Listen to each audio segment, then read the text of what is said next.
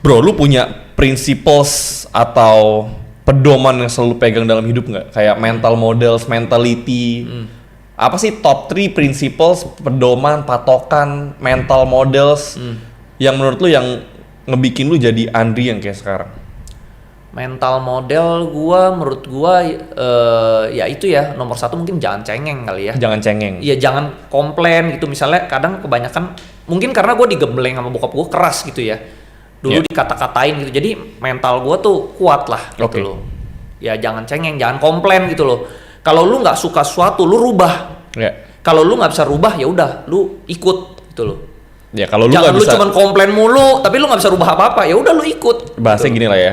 Kalau lu bisa ubah, jangan komplain, ya lu ubah aja. Iya. Kalau lu nggak bisa ubah, jangan komplain, lu ikut aja. Iya, setuju bro. Lu kan bukan pohon gitu. Kalau pohon ya dia berdiri di sini, ya dia di sini aja selamanya. Tapi lu kan manusia. Exactly. Lu kan bisa jalan, lu punya kaki, lu take action dong. Kalau lu nggak suka, misalnya gue suka kayak lu ya bro ya. Lu tuh kepikiran podcast ini, lu langsung kerjain.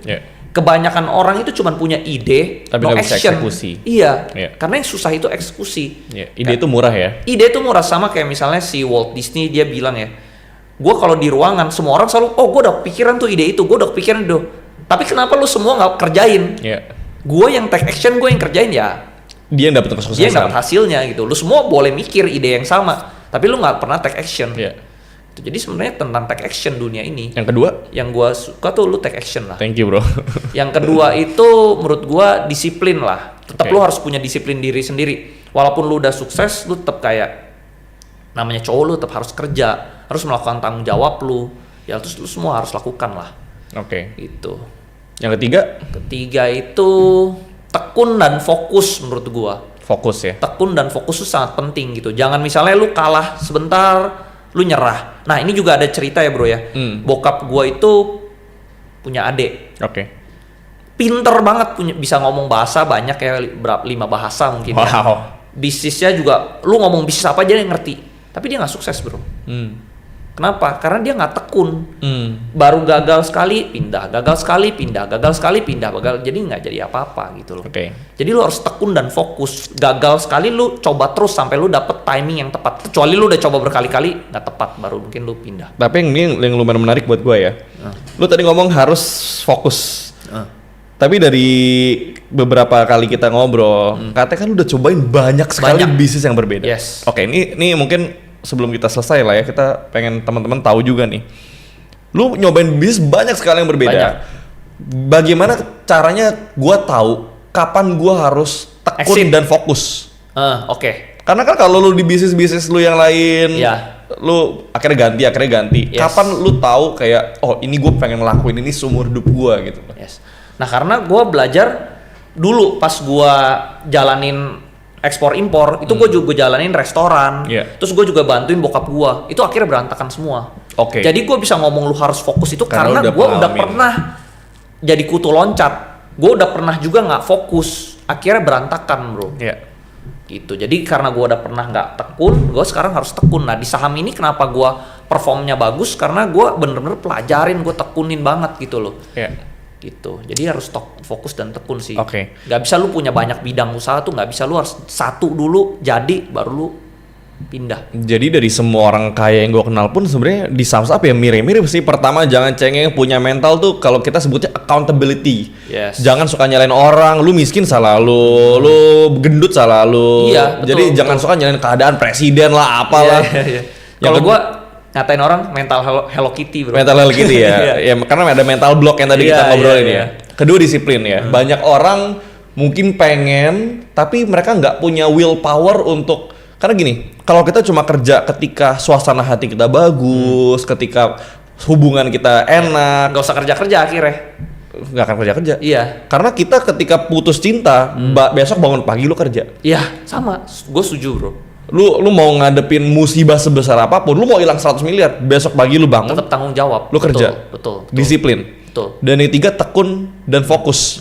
Tekun dan fokus dalam artian lu memang di fase awal karir, di fase awal bisnis mungkin lu boleh coba-coba banyak. Tapi at the end kalau lu pengen besar, ya lu nggak ada pilihan lain antara tekun dan fokus. Karena gue pernah dengar ya, Kalau nggak salah ditanya sama Warren Buffett sama Bill Gates, apa yang ngebikin kalian dari posisi kayak sekarang? Mereka berdua jawabnya sama. Fokus. Yes, betul, setuju. Jadi itu yang menciptakan perbedaan itu. Iya. Terakhir bro, untuk teman-teman yang lain yang nonton di sini, podcast kita judulnya The Outliers. Orang yang berbeda. Outliers ini kan sebenarnya secara definisi ini kan bahasa statistik. Bahwa dari sebuah statistik ada satu perbedaan, itu kita sebut outliers gitu. Yeah. Lo ada nggak tips buat teman-teman yang lain yang nonton, apapun kondisi hidupnya, mau dia privilege, mau dia non privilege, dan dari semua orang outliers yang lo temuin, kira-kira apa sih kesamaan dari mereka yang lo bisa kasih advice ke teman-teman? Menurut gua lu harus berani juga ya, berani muncul menurut gua. Kayak gua suka lu juga berani muncul gitu kan. Kebanyakan orang tuh ngumpet bro. Okay. Nah sama lu, misalnya lu di bidang apapun lu harus jadi yang nomor 1. Oke. Kalau lu jadi yang kayak lu merasa biasa-biasa aja, oke ya, lu normalize jadi biasa-biasa, ya lu akhirnya jadi biasa-biasa gitu. Kalau gue di bidang apapun gue harus jadi nomor 1. Kalau gue nggak bisa jadi nomor 1 di bidang itu, ya dulu mendingan ganti bidang. Gitu. Jadi gue dengan gue push diri gue mau jadi nomor 1, ya lu akhirnya walaupun lu nggak nomor 1, lu setidaknya nomor 2 atau nomor 3 lah gitu loh. Ya itu bahasa shoot for the moon. Iya gitu. Kalau lu gagal, lu landing di bintang-bintang. Iya gitu. Sama lah, gue juga selalu strive mau jadi nomor 1. Karena prinsip gue tuh life is too short to be average bro. Iya, setuju. Gitu. Life is this. Iya. I like this. Iya. Lu tau gak gitu? Misalnya orang tuh merasa susah lah, apa? Gue nggak perlu lah naik Ferrari atau naik Porsche atau naik Mercy lah. Gue naik itu mental block jadinya. Benar. Lu jangan punya mental block gitu. Lu kalau bisa lu mau punya Ferrari dulu. Tahu-taunya lu gagal ya, lu silakan naik Mercy. Jangan dari awal lu naiknya, gue udah nyaman lah naik Avanza, gue naik motor udah nyaman. Ya akhirnya lu di situ-situ aja. Kalau gue suka ngomong gini bro. Karena target lu terlalu rendah. Iya. Kalau gue suka ngomong gini. Kalau orang ngomong dia nggak suka Ferrari tapi dia nggak mampu beli Ferrari, itu munafik. Kecuali lu sudah merasakan. Contoh lu udah beli, lu udah punya. Oh nggak suka nih? Nggak suka, ya udah, gue percaya. Iya. Tapi kalau lu naik Agya, lu bilang, oh gue nggak suka Ferrari. Menurut gue itu mental block. Iya, mental dia block. takut bermimpi. Nah, dia udah cegat dari depan. Belum perang udah kalah dulu. Iya. Iya. Setuju. Jadi kalau gua ngelihatnya ya dari perjalanan lu ini, menurut gua sangat menginspirasi bro. Gua sendiri, maksudnya kita beda umur sekitar 12 tahun. Ya gua ngeliat lu sebagai senior big brother gua lah di saham. Lu hebat lah, lu di umur gua mah lu pasti lebih Amin.